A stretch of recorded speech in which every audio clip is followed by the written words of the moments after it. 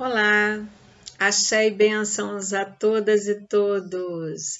Minha vênia, a coroa de cada um, através dos seus guias, mentores, protetores, pelas eminências dos orixás da coroa de cada um de vocês. Bom, eu estou reservando esse momento aqui, abrindo, conforme a gente já tinha combinado há um tempo atrás, que a gente estaria usando mais o canal da nossa casa, e eu vou iniciar uma sequência agora de alguns vídeos, trazendo para vocês algumas temáticas a partir de necessidades que vocês mesmos demonstraram para nós. E nesse daqui a gente começa falando sobre mediunidade, ao qual eu vou chamar essa sequência de Entendendo a Mediunidade. E aí a gente faz essa primeira parte e na medida que vocês forem assistindo, dependendo do que vocês quiserem perguntar e quiser deixar aí na descrição, já nos comentários do vídeo, vocês podem ficar à vontade para trazer questões, perguntas, porque aí assim a gente ajuda a preparar os próximos vídeos de estudo, de orientação, de esclarecimento, da forma como assim vocês quiserem pensar e chamar, tá bom?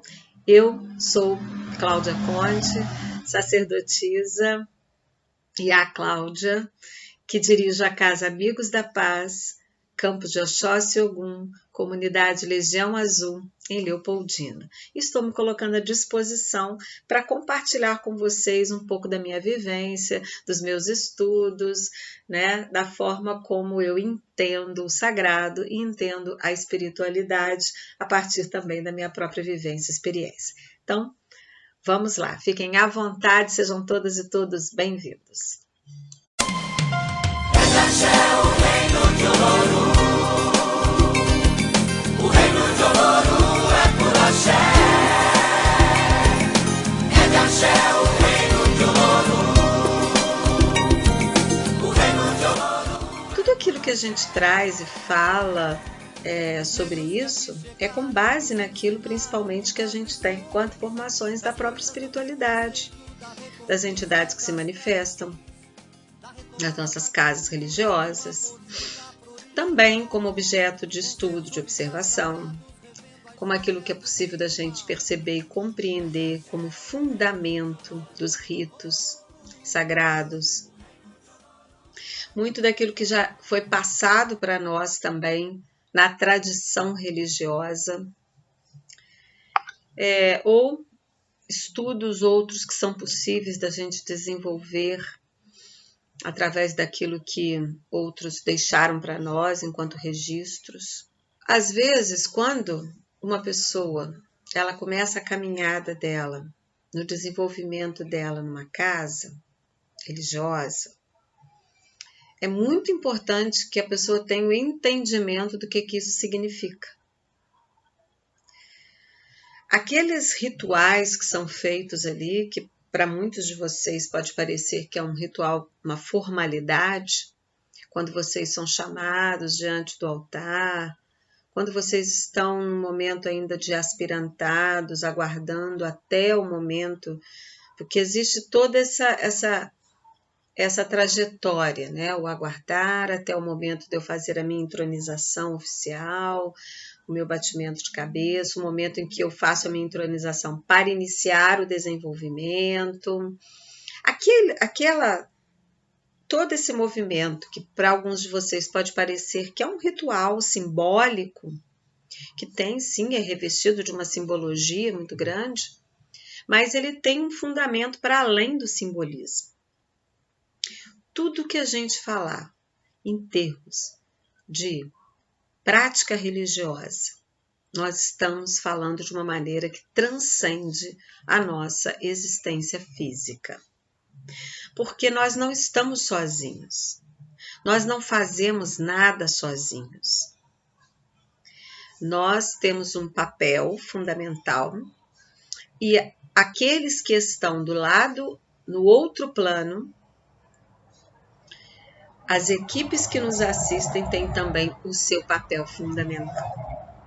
Então, nós não fazemos nada sozinhos. Então, tudo que diz respeito à religiosidade, a ritos sagrados, a busca da religiosidade, e isso não é só porque é uma casa espírita, uma casa de matriz afro-brasileira, ou não, isso em qualquer religião.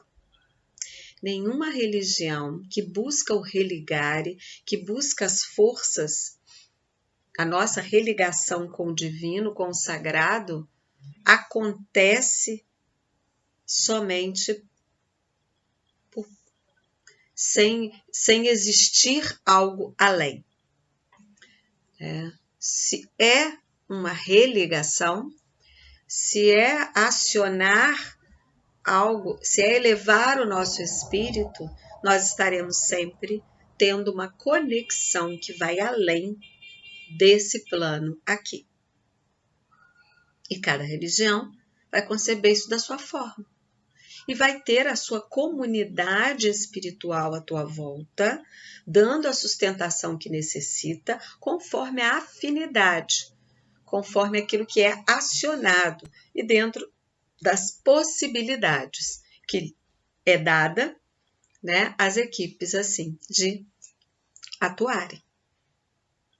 Então, por mais que pareça às vezes estranho dizer isso, né, para alguns, porque se eu falar isso, dependendo de para quem eu falar, a pessoa pode falar que eu estou dizendo que estou invadindo o campo religioso dele. E não é isso.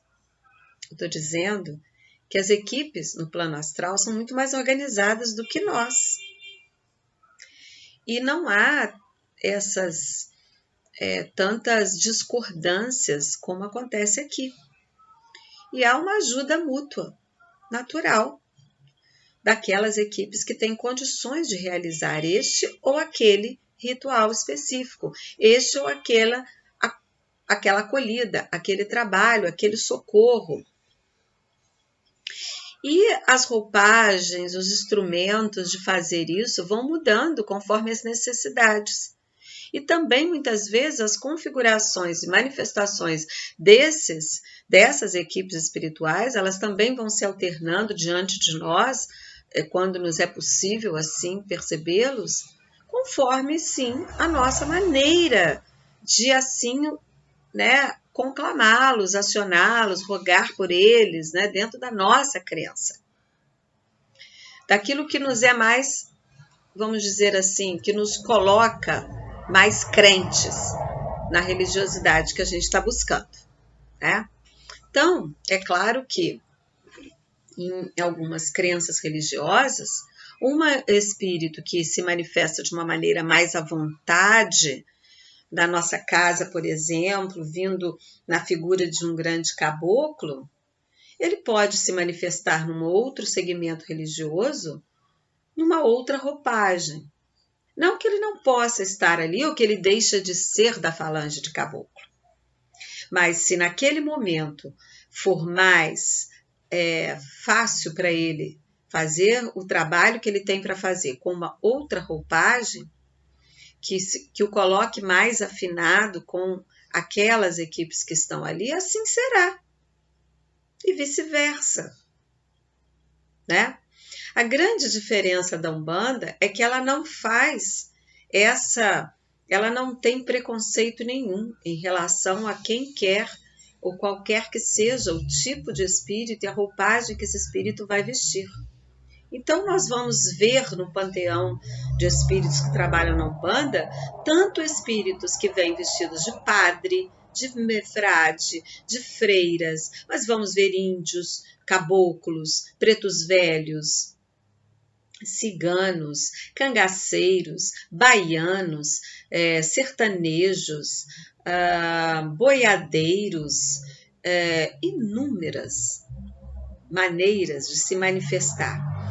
Porque a Umbanda ela é uma aberta, ela abre para essa possibilidade sem algo que né, não há essa porta fechada, né? Então, Nós vamos ver também figuras indianas, figuras orientais, né, com suas túnicas, e muitos de nós vamos estar mais afinados com esta ou com aquela equipe especificamente, depende. Depende daquilo que também é da nossa origem, da nossa ancestralidade, daquilo que a gente traz com a gente, das nossas ligações, né, entre os tempos, da nossa existência que transcende, viu? Então, isso vai se dar com a gente também, essas peculiaridades, essas afinidades, que uns se afinam mais com esses ou com aquela equipe. Mas é comum que junto a nós possam se manifestar diferentes tipos de espíritos, diferentes, diversos, onde a gente nem pode imaginar. E é assim, minhas filhas e filhos, quando nós escolhemos encarnar, quando nós aceitamos a proposta reencarnacionista para nós, que estamos aqui vendo, espiando no hoje, nós estaremos aqui encarnados e muitos que são ligados a nós não vão estar reencarnados no mesmo tempo nosso.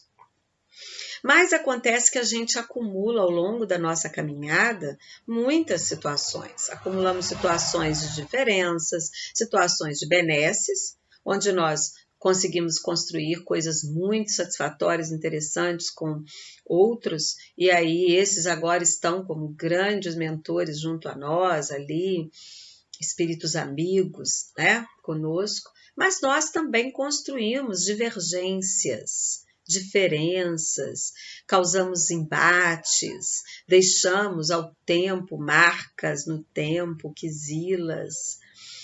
Bom, e uma vez estando aqui, nós trazemos muitas vezes compromissos para ajudar a alavancar aqueles que outrora nós, de alguma maneira, colaboramos para a queda daquele, né? E isso caracteriza muito bem a situação mediúnica. Porque conforme a gente já teve oportunidade também de estudar em outros tempos, a gente diz que a mediunidade, ela é algo que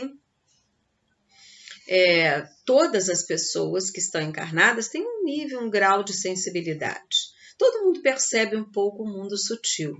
Somos sensíveis, sim, porque a gente também nem aprendeu a usar toda a nossa capacidade, a gente não ampliou a nossa consciência ainda no tanto e no todo que a gente tem condições corpóreas para poder ampliar, né? Mas, então, vamos partir do pressuposto que todas as pessoas têm um pequeno nível de sensibilidade para perceber o mundo mais sutil. Mas existem aqueles que são chamados de médiuns ostensivos. E o que é a mediunidade ostensiva? Aí somos nós, aquelas pessoas onde se manifestam algo a mais dessa sensibilidade. Quando a gente percebe além o mundo sutil, quando a gente se incomoda mais, quando a gente tem algumas características, percepções, sensações diferenciadas das outras pessoas. Então, o chamado médium ostensivo é aquele que, ao aceitar esta missão, nesta encarnação em que se encontra, ganhou um modelo organizador biológico diferenciado, chamado MOB, nosso modelo organizador biológico, que é o que foi moldado para que a gente pudesse ter o nosso espírito encaixado no nosso corpo. E o nosso modelo organizador biológico é o que vai dar todo o nosso código, né, genético, toda a nossa característica de tudo que a gente vai ter na nossa existência para que possa se fazer em nós aquilo que a gente se propôs a fazer. Vou dar um exemplo aqui em relação a isso.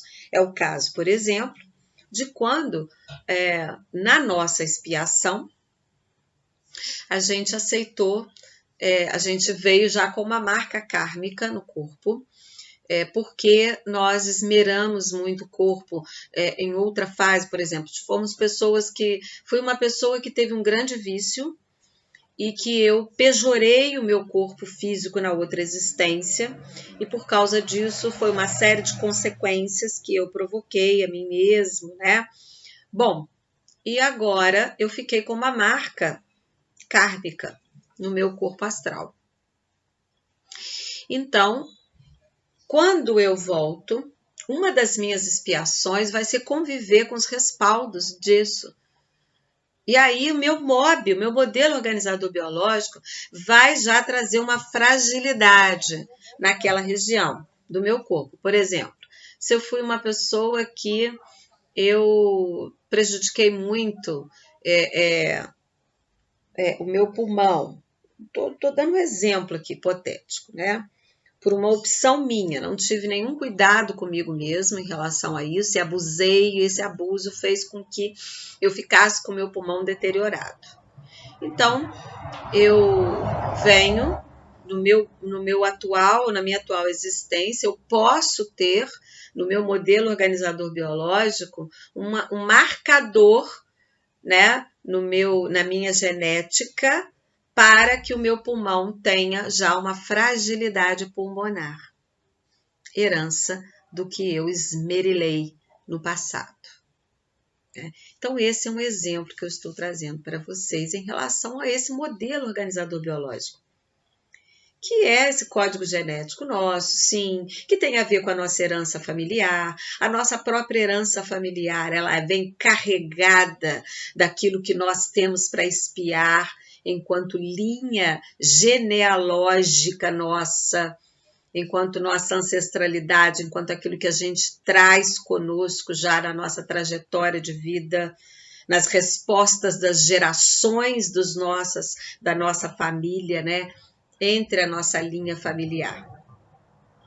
E aí, um médium ostensivo é aquele que vai carregar no seu perispírito, no seu modelo organizador biológico, as marcas necessárias, os mecanismos necessários para a mediunidade se realizar nele.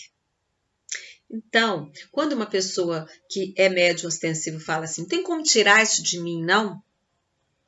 Como tirar algo que foi moldado em você, que foi já feito para você?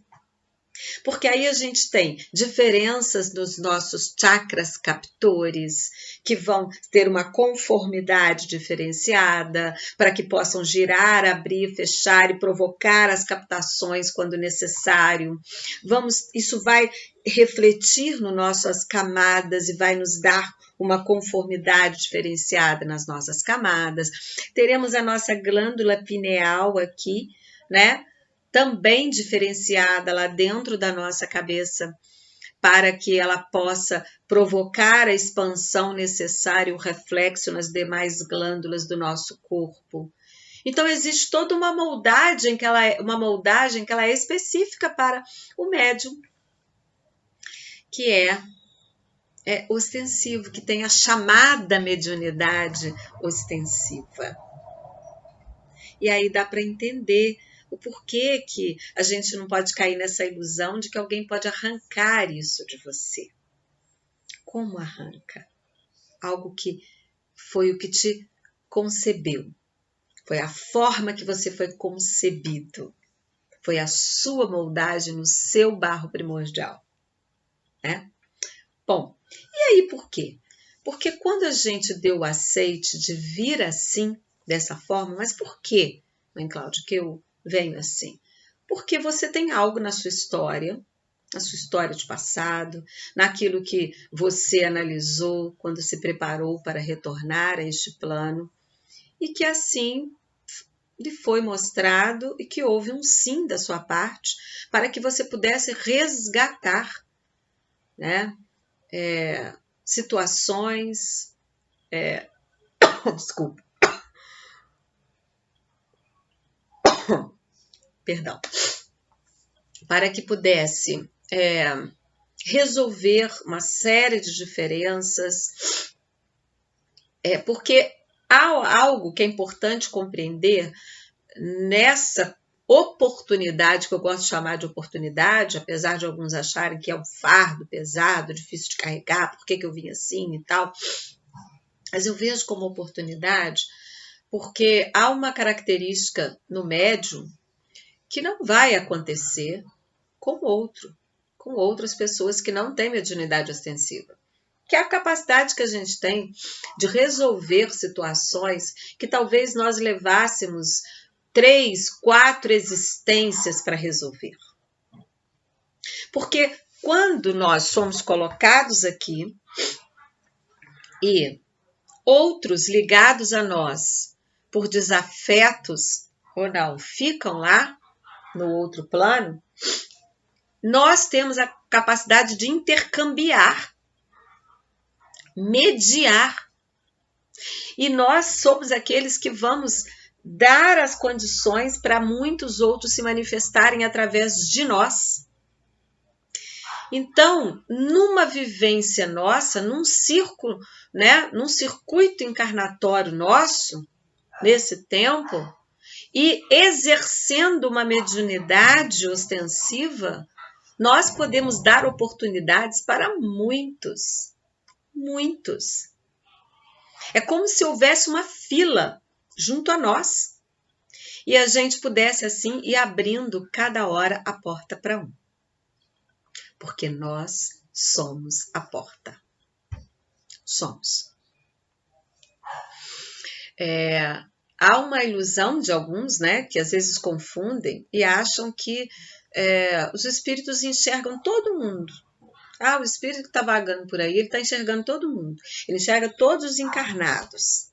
Mas não é assim. Não é. Assim como também nós não temos condições de enxergar todos os espíritos à nossa volta. Mesmo que a gente seja um médium com uma clara evidência, com um grande dom de enxergar, nós não enxergamos todos. Se a gente enxergasse tudo quanto era espírito que estava à nossa volta, a gente não ia dar conta, a gente ia ter uma sensação até de sufocamento, porque nós temos dimensões paralelas às nossas. Então, por mais excepcional que seja um médium vidente, ele não está vendo todos os espíritos que estão. A gente consegue se conectar quando há necessidade, por afinidade, por uma série de situações que não vão nos permitir naquele momento enxergar este ou aquele.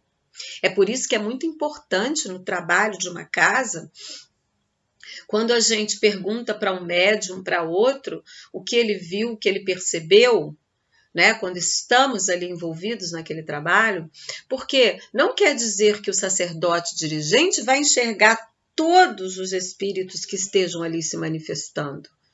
Não. E às vezes é aquele médium ali que ficou quietinho, que não quer falar, que viu aquele que o dirigente precisava da confirmação. E foi aquele médium especificamente que viu.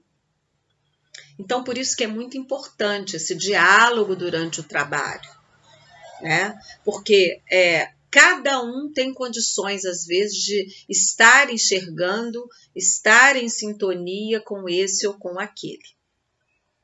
As questões de sintonia, elas se dão de diferentes formas. Elas podem se dar por uma questão mesmo dali, da própria prática do trabalho, daquele momento, da condição, da linha, do médium, uma série de coisas. E existe a chamada afinidade relacionada com aonde eu me sintonizo. Aí já é uma outra coisa, é fora do trabalho mediúnico, né? Então, vou dar um exemplo de sintonia fora do trabalho mediúnico. Quando a gente está, uma pessoa que ela tem, por exemplo, uma vivência dela prática, da vida dela humana, ela ir sempre no mesmo bar, sentar mais ou menos sempre no mesmo lugar, aí ela está quase todos os dias ali, ou tem os dias que ela vai, né, e tal, então ela vai, ela bebe, ela fica ali naquele ambiente, fuma, bebe, tem aquelas mesmas pessoas que estão ali, então ela vai criando um campo, uma ambiência naquele lugar ali. Aí, naturalmente, vão ter espíritos, sim, que vão estar afinados com aquela pessoa e vão vir até ela e fazer parte do campo astral daquela pessoa. Então, aqueles espíritos vão enxergar aquela pessoa que tem afinidade de interesse com eles. Porque são espíritos, às vezes, que nesse caso, são espíritos que também carregam consigo ainda o vício, foram viciados na sua existência, em bebidas e tudo, e são atraídos por aquela mesma frequência daquela pessoa que está ali repetidas vezes naquela mesma situação. E aí, esses espíritos passam a orbitar ali junto com aquela pessoa, a acompanhá-los e a guardá-lo ali sempre. Então, eles estarão sempre enxergando aquela pessoa, porque é afim ao interesse dele, a frequência energética, a emanação etílica que exala da pessoa. Então, é toda uma convergência para que esse espírito possa perceber. Então, existe essa forma de afinidade que faz com que os espíritos nos percebam. Quando a gente se coloca numa condição de uma frequência vibracional em descenso, ou porque a pessoa naturalmente já se liga e já atrai espíritos assim, E existe, lógico, o oposto disso, que é quando a gente se coloca numa frequência onde nós vamos também estar mais em sintonia com espíritos que possam nos dar já um up, nos elevar, nos colocar numa condição de bem-estar, nos ajudando, nos impulsionando, que é o caso, por exemplo, se eu estou muito envolvido num trabalho, num estudo meu, e eu me dedico a isso, eu me coloco ali, eu estou envolvido naquilo de uma maneira positiva, para a minha vida, eu posso atrair para mim, por exemplo, no meu trabalho, ser inspirado por cientistas que estão no plano espiritual me ajudando, se eu estou executando uma música, por exemplo, eu posso estar ali sendo inspirado, ter ali comigo em sintonia, espíritos outros daquele mesmo campo vibracional da música e etc, e assim por diante. Bom, mas dada a essas as devidas diferenças das situações, em relação voltando para a nossa situação de mediunidade ostensiva, quando eu digo que nós somos a porta, é porque nós somos aquelas pessoas que seremos percebidas pelos espíritos. Eles vão nos perceber. Eles vão. É como se nesse modelo organizador biológico nosso, fosse colocado um chipzinho na gente que acende, que pisca e que faz com que os espíritos nos percebam. Não porque a gente vai viver sendo perseguidos por eles, mas porque há um direcionamento natural, como se a gente os atraísse eletromagneticamente. Há uma atração magnética, porque nós estamos aqui para isso. É tarefa nossa. Aí é que está a grande diferença. Então, eles vão nos perceber, sim. Eles vão nos sentir, eles vão nos ver e vão vir em nossa direção. E às vezes a gente pensa erroneamente, mas que coisa, parece uma maldição, eu fico sendo perseguido, tem espírito me atormentando, o que é isso e tal? E quando a gente compreende isso e aprende a lidar com isso de uma forma mais natural, vai chegar uma hora que isso tudo acontece de uma maneira tão natural sem nos incomodar. Mas essa consciência de que nós somos a porta, de que nós somos aqueles que naturalmente seremos percebidos pelo mundo espiritual, é fundamental que a gente compreenda. Isso é particularidade de quem tem mediunidade ostensiva, de quem traz consigo a marca mediúnica. Isso é importante da gente compreender, porque aí a gente se compreende a nossa própria condição. Esse ano, nos diversos estudos da palavra sagrada, durante quem aí andou acompanhando quem acompanha e tem por hábito acompanhar diariamente o Evangelho, nós estamos seguindo as narrativas, esse ano é o ano das narrativas de São Marcos, que traz para nós a vida pública de Jesus Cristo. E quem veio acompanhando vai lembrar do dia em que São Marcos conta uma narrativa em que ele vai dizer que Jesus Cristo está cercado de uma multidão. Ele vai falar isso, inclusive essa situação com Jesus ela vai acontecer mais de uma vez, né? Mas nessa descrição particularmente, Marcos vai dizer para nós que Jesus está no meio de uma multidão, essa multidão está quase que o afogando ele, né? Porque um queria tocar na sua roupa, o outro queria pedir alguma coisa, o outro estava ali de curiosidade, podia ter ali alguns espiões ali também no meio, né, do império, querendo saber que homem era aquele, que ele estava fazendo e tal. Quer dizer, podia ter de todos os tipos de pessoas ali naquela hora, né? Muitos já estavam ali tomados por aquela atmosfera daquele homem incrível, né? Daquele grande mentor, aquele grande mestre. Tinha os discípulos ali com ele, né? Tinha aqueles que estavam tendo a sua fome, sede, saciados, né? Então, assim, havia muitas pessoas ali, cada uma na sua peculiaridade, e há um momento em que Marcos vai dizer que eram muitos e que Jesus estava no meio daquela multidão.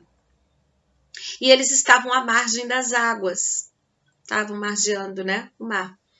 E aí tinha uma barca ancorada e Jesus pede ajuda para ele sobe na barca para ele ficar do alto, a barca ancorada, ele ficar um pouco mais alto para que ele tivesse condições de ver as pessoas e falar e se dirigir às pessoas, enxergando todo mundo e falando sem todo aquele afogamento em volta dele.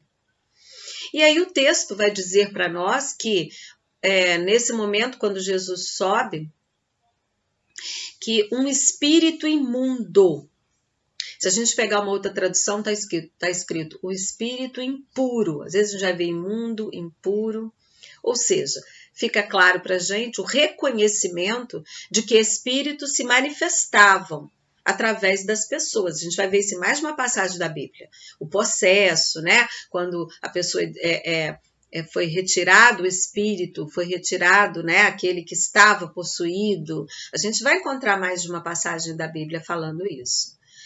E aí, nessa hora, vai dizer que o espírito impuro grita e fala: tu és o Filho de Deus. Tu és o Filho de Deus. Olhem bem, que interessante isso. No meio de uma multidão, no meio de pessoas que inclusive estavam ali ovacionando o Mestre Jesus, acreditando, né, ali naquele homem, vários seguindo ele já, porque que quem o reconhece, quem o grita e o reconhece, fala, tu és o Filho de Deus, é um obsessor. Que se aquele espírito estava ali como espírito impuro, espírito imundo, como o texto diz, era um obsessor. E por que era um obsessor que reconhece Jesus Cristo? Que sabia da capacidade dele, sabia da grandeza dele e grita, tu és o Filho de Deus. Por quê? Eu já fiz essa pergunta para alguns de vocês. Por quê? Porque aquele que necessita de libertação reconhece o seu libertador. Exatamente. O que necessita de libertação reconhece o seu libertador. Pois é. Dadas as devidas proporções, porque não estou de forma alguma nos comparando a Jesus Cristo, quem somos nós, temos muito a caminhar, muito, para um dia pensarmos numa santificação nossa. Temos muito ainda estamos lá nos pés de Brahma. Mas esse texto traz para nós o entendimento do que eu falava para vocês agora, há pouco. É exatamente assim. Nós somos a porta. Nós somos os reconhecidos. Os espíritos que se aproximam de nós, aproximam porque sabem que através de nós podem ser libertados, podem ser arrebatados, podem ser encaminhados, mesmo que isso aconteça para eles de forma inconsciente. Mas eles vão nos perceber, vão nos enxergar, vão se aproximar de nós. E nós somos a porta, exatamente. E nós podemos abrir essa porta. E podemos dar condições, sim, dar passagem. E não precisamos nos esmerar por isso. Aí vai entrar a parte dos cuidados, do nosso equilíbrio, do nosso desenvolvimento mediúnico, que vai nos dando condições da gente lidar com isso de uma forma que vai passar, a porta vai abrir, vai passar e nós não vamos nem balançar. Não vamos nem, no máximo, um arrepio. E não vou me esmerilar por isso. É isso. A gente consegue. Mas o mais importante é a gente compreender o quão valoroso é isso. E quantos que nós podemos adiantar, quer dizer, o quanto que uma vida com marca mediúnica pode nos proporcionar de benesse para a nossa caminhada evolutiva. Pensem vocês, cada oportunidade que nós temos de estarmos nos nossos trabalhos mediúnicos, é como se nós estivéssemos fazendo assim, levando a mão, buscando lá embaixo e levantando. A Umbanda faz isso de uma forma divina. Vou levantar mais um. Então, na nossa caminhada mediúnica, nós podemos ter diferentes momentos de incorporação, de trabalho mediúnico, de intercâmbio mediúnico, uma hora com esse, com aquele, porque nós vamos em sucessivos, né? São sucessivas mediações aos quais nós podemos vivenciar, nós podemos passar por ela, para poder possibilitar a tantos o caminho, viu? E aí vocês podem dizer assim, tá, mas o que mais que a gente faz também que ajuda esses? Porque nessa minha caminhada de eu estar aqui e aqueles que não puderam encarnar comigo, muitos vão estar comigo, muitos vão se sentir ainda inimigos meus, que eu não vou lembrar agora conscientemente, mas às vezes o espírito se aproxima de mim revoltado, eu não sei o porquê dessa revolta, não vou compreendê-la assim conscientemente, mas algo tem entre nós. E eu vou mudando a concepção deste na medida que eu, dependendo da forma como eu caminho. Então, como eu direciono os meus pensamentos, porque aí eu vou ser sempre essa referência. Então, a nossa caminhada mediúnica, ela é uma evolução mútua. Nós aqui encarnados com aqueles que não encarnaram e que têm alguma ligação conosco. E sem contar os outros que eu vou colocando também no rastro. Aí. Mas nós temos aqueles que são preponderantemente já delineados a nos encontrar aqui. E aí vai fazer toda a diferença para a evolução deles a forma como eu me conduzo. Se eu sou uma pessoa zelosa comigo, com a forma como eu tento melhorar o meu eu, melhorar a minha pessoa, né? Se eu tento ser uma pessoa mais amorosa, se eu tento ter um exemplo de vida mais amorosa, mais positiva, ou seja, tudo aquilo que a gente faz no sentido de buscar uma retidão para nós é exemplo, é reflexo para esses que estão paralelos a nós e que vão vendo na gente a referência.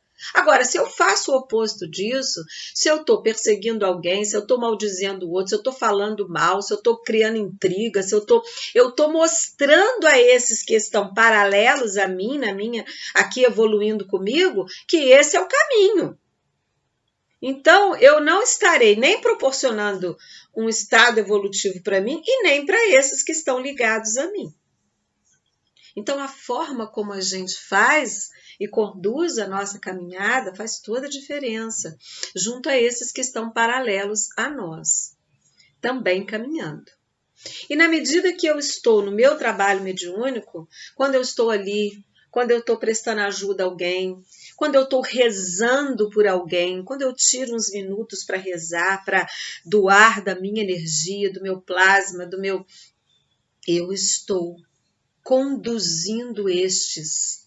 Eu estou mostrando para os que estão comigo paralelamente evoluindo o que eles devem fazer. Qual é a tarefa deles?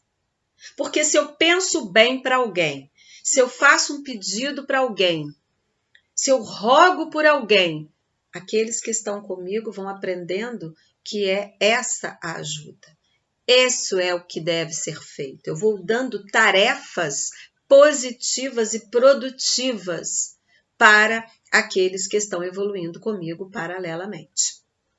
E aí, voltando lá para o início, quando eu disse que quando a gente entra numa casa, numa comunidade religiosa, nós somos acolhidos por ela. O ato de você estar ali, do que eu falei que é o simbólico, que parece ser simbólico, ele tem um significado muito maior. Porque quando você se coloca ali, aquele rito que a gente faz, a pessoa vai diante do altar, faz o juramento dela e tal ali, né? Ao você dizer que você quer estar ali, você aceita os fundamentos, você diz o seu sim, a equipe, do mesmo jeito que o dirigente está te acolhendo ali fisicamente, a equipe dirigente espiritual daquela casa, ela está acolhendo todos os que te acompanham espiritualmente. E aí, quando eu falei desse desenvolvimento mútuo, é porque, ao mesmo tempo que você tem com você alguns espíritos que já estão num grau que podem ser considerados mentores seus, você tem outros que estão aprendendo como você. E que eles também estão nesse processo de aprendizado. Então, quando você é acolhido, olha bem o reflexo disso. Todos os que te acompanham são também recebidos e acolhidos por uma grande equipe espiritual, dirigente daquela casa ali, que passam a orientá-los também, a dar tarefas a eles também, a colocá-los em serviço. Eles vão integrar as diferentes equipes. Então, um caboclo que está com você, que vai estar como um falangeiro de caboclo, na linha de caboclo, ele estará ali aprendendo com os caboclos falangeiros das equipes ali da casa. Assim como os pretos velhos e outros, e eles vão se achegando e vão, né? Quando a gente fala, por exemplo, na equipe de Exu,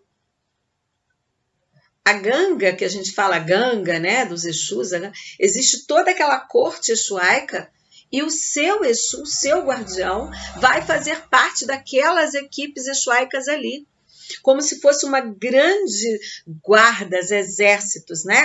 Todos ali, recebendo as ordenanças dos dirigentes maiores e aprendendo, fazendo. Mas isso só vai acontecer se a gente der oportunidade para isso acontecer. Então, por mais que vocês achem que nada está acontecendo na casa, que está tudo parado, nunca está parado.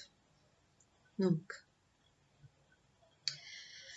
Agora, a forma como o mental da gente age faz toda a diferença. Porque eu posso, ao saber disso, potencializar tudo isso em mim, ou posso só deixar o mínimo acontecer. Na consciência de que eu estou nesse processo de evolução mútua e que espíritos caminham comigo e evoluem comigo, eu posso promover esta evolução parceira ou posso deixar como está, né? E não me comprometer, mas já estando comprometido, viu? Então é isso. Espero que eu tenha ajudado para vocês compreenderem um pouco como funciona tudo isso, né? Para compreenderem todas essas forças atuantes e principalmente a tarefa medianeira de cada um de nós e o quanto que nós podemos fazer a diferença através desse processo de evolução mútua, nós aqui e os nossos parceiros no mundo da espiritualidade, caminhando junto a nós. Lembrando que a principal direção, quem dá, somos nós. Através dos nossos pensamentos, através das nossas vibrações, das nossas vontades, dos nossos feitos. Então, é aquela velha história. Eu vou me alimentar de quê? Eu vou proporcionar o quê? Na minha digestão mediúnica. Como que vai ser? Né? Então, cabe a cada um de nós fazer as nossas escolhas, direcionar, lembrando que é através de nós, sim. E somos nós que damos a direção. Mas não esqueçam que nós somos a porta. Tá bom, minhas filhas? Então, espero que tenha ajudado a compreender, né? Ficamos com esse, depois eu trago outras informações para vocês. E no mais, se quiserem sugerir também temas, estou aberta para aquilo que vocês querem saber com mais detalhes e que eu tiver a capacidade de, assim, trazer para vocês, como esclarecimento e orientação, tá bom? Então, fiquem com Deus. Meu beijo, minha bênção, meu saravá. Salve, salve. É de axé o reino de Olô.